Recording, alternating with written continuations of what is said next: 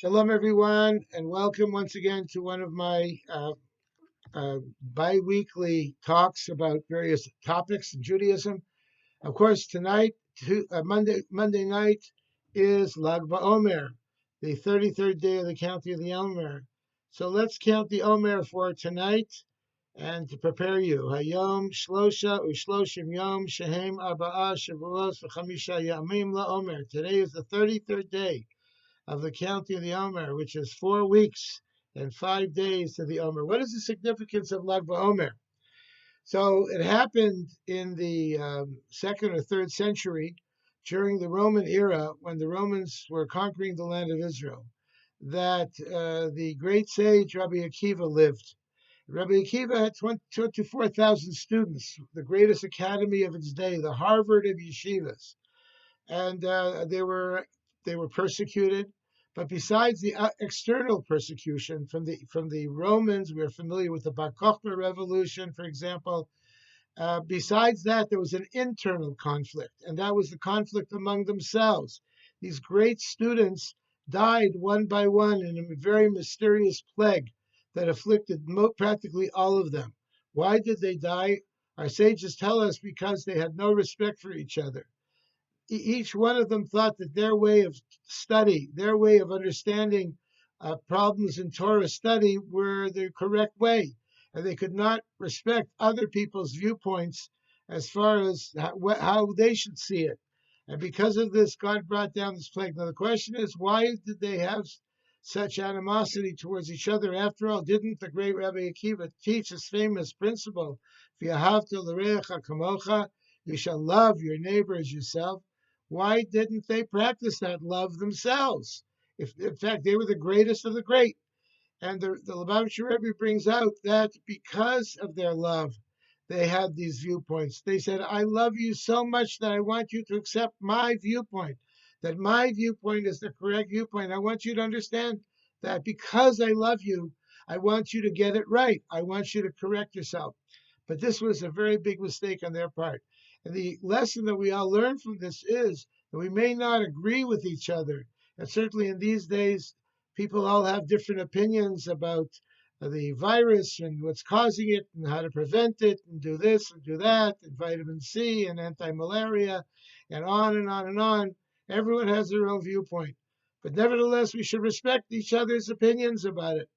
And that is really the most important thing. And among the students of Rabbi Akiva that survived was the great rabbi of the Mishnah, the Tana, Rabbi Shimon Bar Yochai, who ran away from the Roman oppressors. And he and his son Eliezer went to a cave where they hid out in the cave for 11 years. And during that time, they were in the, actually, I think 12 years, they were in the cave. They studied Torah.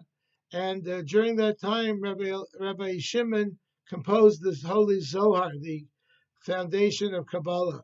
They studied there. They ate carob from a carob tree outside the cave, and they drank from a spring that ran miraculously next to their cave.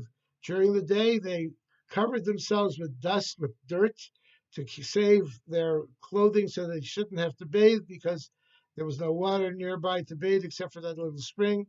And on Shabbos, they dressed and they observed Shabbos. At the end of the 12 years, they came out of their cave and they looked out in the fields and they saw farmers farming and working hard in their crops. And they were so taken by this that people should work crops instead of devote themselves to spiritual endeavors, that their gaze went on the crops and burnt all the crops. After which God told him, Reb Shimon, I brought you out of the cave in order to burn my handiwork. See how holy the people are working the land and tilling the land. Go back in your cave for another 7 years until you learn your lesson. So he went back in the cave and he came out at the end of 7 years, having learned an important lesson about how people should act.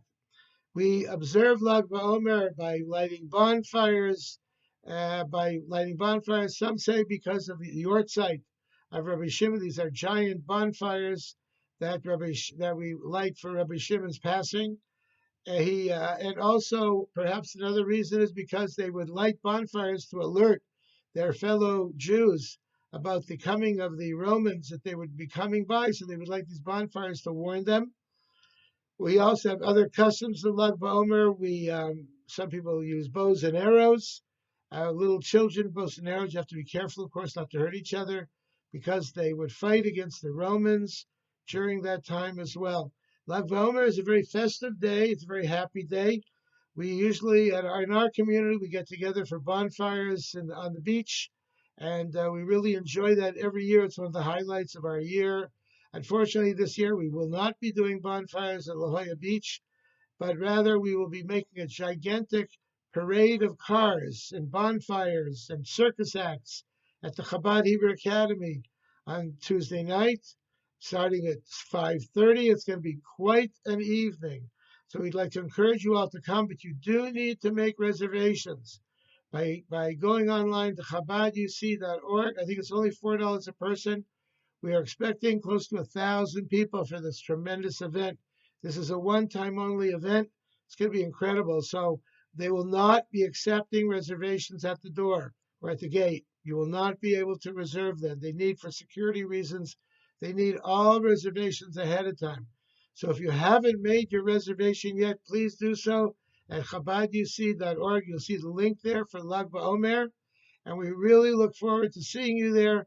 And they're going to be observing all of the social distancing guidelines, and people will not be leaving their cars. They will stay in their cars, and they'll be able to see everything and experience everything from their cars. So we hope to see you there. A very happy and a joyous Lag BaOmer to everyone. And I'll come back and have another video for you in a few days. Shalom, shalom.